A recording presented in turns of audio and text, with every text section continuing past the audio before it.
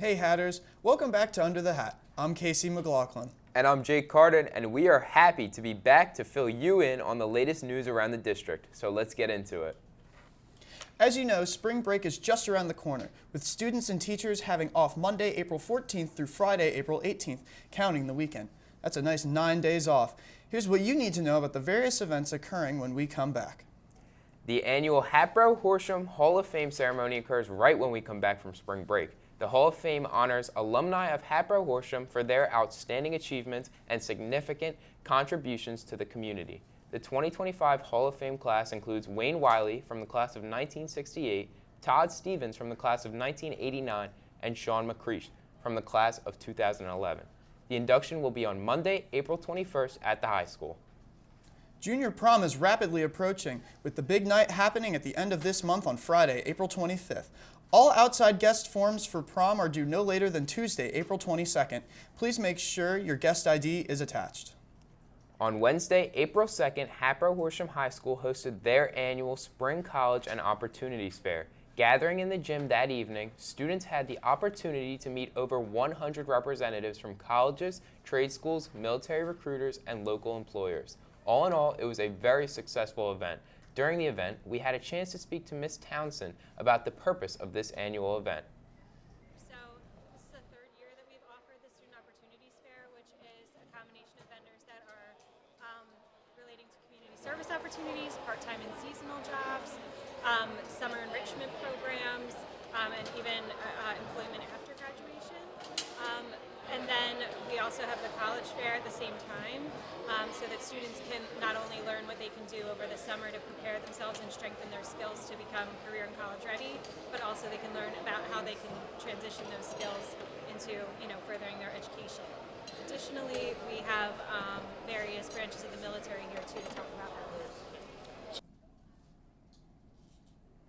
Have you checked out the new lounge on the second floor by Guidance in the Library? Believe it or not, this new space was designed and implemented by an HH student. As part of his Eagle Scout project, Senior Brady Brzezowski designed and built tabletop benches for students to work and hang out at. Recently, HHTV had a chance to talk to Brady about this accomplishment. Advice I'll give to other scouts is start it earlier. I kind of did it like last second, and now I'm on a time crunch. But I had, plenty of years to do it, but I waited till last second. Start it whenever you can.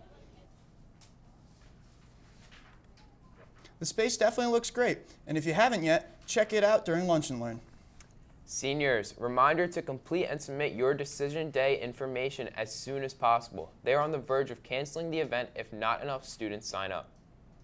We want to take a moment today to highlight the success Mrs. Ulmer has had with her $20 challenge. While this challenge began in 2018, it continues to grow strong, with well over 350 acts of kindness stemming from her class and within the local communities. Recently, Ms. Ulmer and her challenge is reaching a worldwide audience, being featured on news outlets like Good Morning America, Action News, The Preston and Steve Show, and the BBC. The $20 challenge is gaining more momentum than ever. Recently, we talked to Ms. Ulmer to talk about this growing momentum. So with all of the publicity for the $20 challenge, it's been just like craziness to me. Like my mind is blown because some of the news coverage we've had, it's gone all over the world. I've had people from other countries contacting me. I had someone in Germany contacting me, someone in Portugal. The news went to Indonesia, Japan, literally every continent, which is just amazing. So I have been just in disbelief, really. And I've had so many kids sign up for this semester's $20 challenge too. More kids than I've ever had before, which is amazing. Amazing stuff. On a completely different note, Keystones are coming up next month. Algebra will be held on May 12th and 13th, while ELA is on May 14th and 15th. Finally, Biology is May 19th and 20th. Be on the lookout for more information regarding the schedule in the coming weeks. Tomorrow, Friday, April 11th, is the annual Day of Silence. Day of Silence promotes the awareness of bullying and harassment of those within the LGBT community face at their schools. Students can wear ribbons to demonstrate that they are participating in the Day of Silence. Ribbons and pledge cards can be picked up in H303. Well, that's all we have for news. Next up, Hatter sports reporter Jack Cuffatelli has the latest scores from around the district. Take it away, Jack.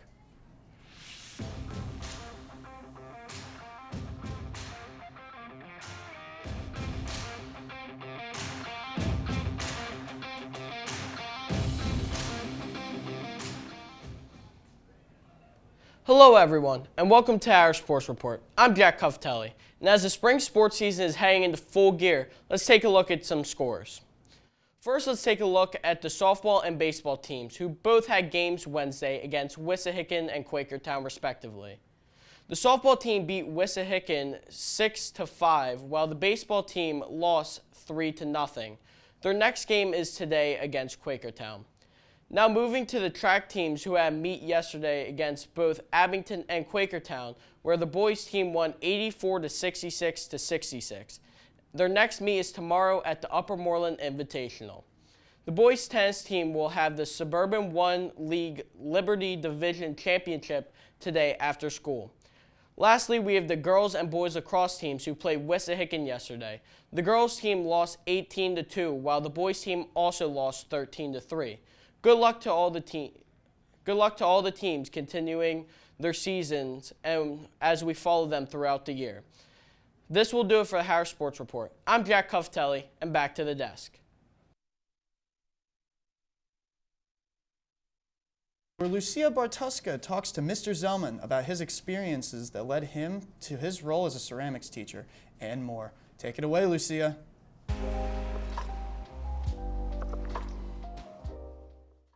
Hi, welcome back to Lunch Date. I'm Lucia, and I'm here with I'm Mr. Zellman. I'm here for you guys. Mr. Zellman. How long have you been teaching here? I've actually been in this district since about 2005 as a substitute teacher. I've done a lot of different jobs. I've been in pretty much every classroom in here before I ended up in the art room around 2021. So how did you end up in the art room?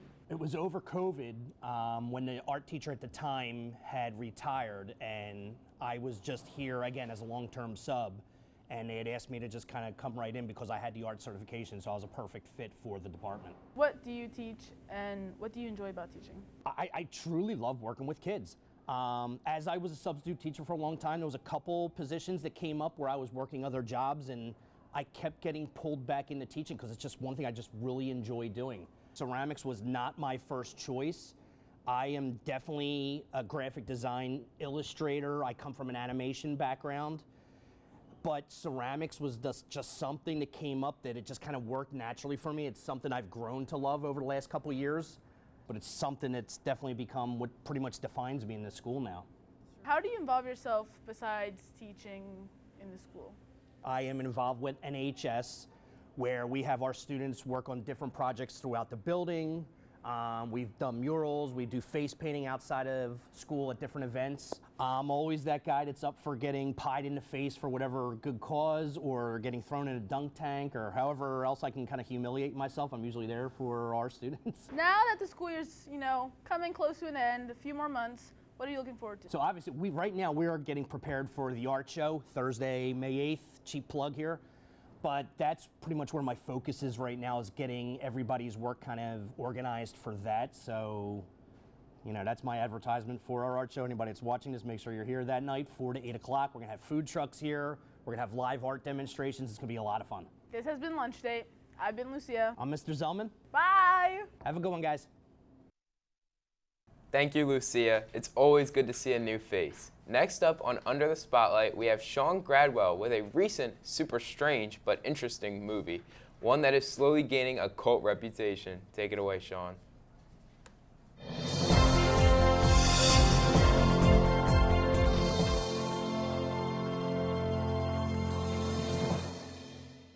Greetings, Hatters! This is Sean Gradwell, and welcome back to Under the Spotlight. April Fools has come and gone, and with that came many jokes. Let's keep the humor going all month long. Comedy is one of the oldest and most popular film genres, and there are a lot of them. So many that it's hard to recommend, as most of the good ones are already very well known.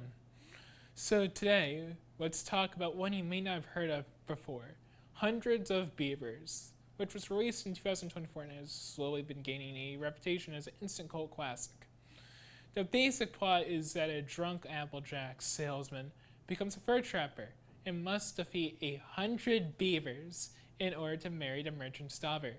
And yes, every animal in this film is played by a guy in a mascot costume, which helps make the film unique, which is part of the reason I want to recommend it to you so much.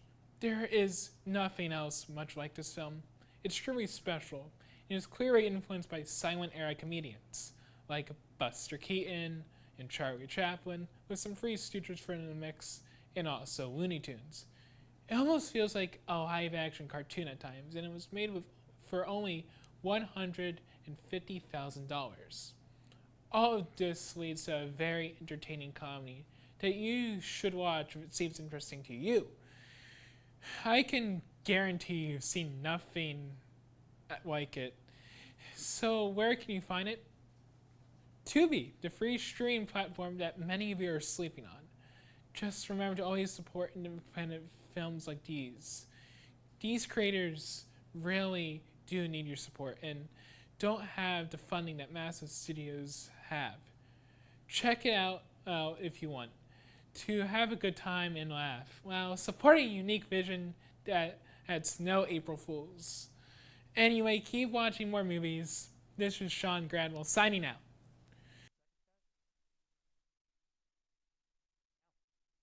Sean, that was a movie for sure. I don't know about you, Casey, but it looks pretty cool. I might check it out on Tubi during spring break. Sometimes movies should be funny and strange. Speaking of funny and strange, up next we have Slang Gang, where Derek is back at it with some Gen Z words for our not very Gen Z teachers. Take it away, Derek.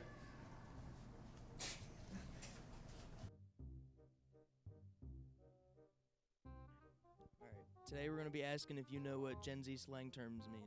How do you think you're going to do on that? Nah, I don't know. We'll see. Hopefully okay. I think I'm going to do all right. I think I'm going to do okay. All right, our first word is chat. Do you know what chat is? Chat? C-H-A-T? Snapchat. C-H-A-T? Like we're going to have a chat? Chat. Just to connect. All right, it's like addressing people as a collective. Like chat. Where are we going today? All right, our next word, aura. Do you know what aura is? Oh, yeah. That's your vibe. That's your vibe you give off. Yes, and it's used wrong. It's an aura, and it's like what's coming off you. It's like your vibe. Yeah. Right? Yeah, it's like what, yeah, okay. Okay. Our final word is unk. Do you know who the unk is? Unk. Is it one specific person? No. Basically, I mean, kinda. It's like an older guy, like your elder, sort of. Yeah, like unk. You're acting old. Okay, yeah, there you go. Unk. Okay.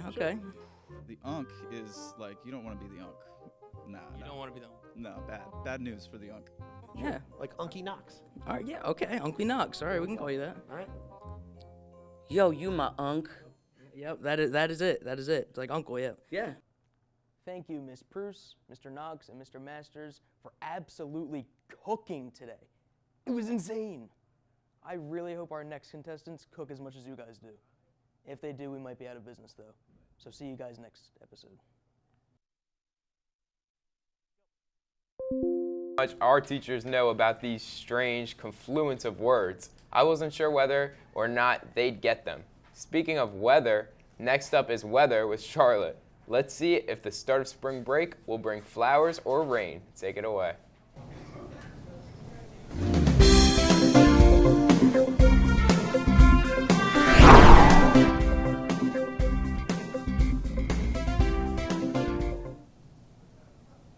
Hello, Hatters. Looks like the weather this weekend, while not the best forecast for spring break, seems to continue the trends we've seen in the past week. Rain and cooler temperatures expected and cold conditions with rain throughout the day. Tomorrow with a high of 46 and a low around 42. Saturday seems to continue the trend with a high of 47 and a low of 42. Expect the day to feel breezy and chilly with an occasional rain and drizzle. Sunday, however, will step in the right direction with warmer temperatures and clouds in the morning, followed by a brightening sky, and the high will be 57 and the low will be 43. Stay warm and dry, Hatters. Enjoy your spring break. Thanks, Charlotte. Rain or shine, spring break is almost here. Thank goodness. Well, that's it for our episode. I'm Casey McLaughlin. And I'm Jake Carden. Don't forget, all episodes will also be posted onto the Hatboro-Horsham School District YouTube channel. Have a good break, Hatters.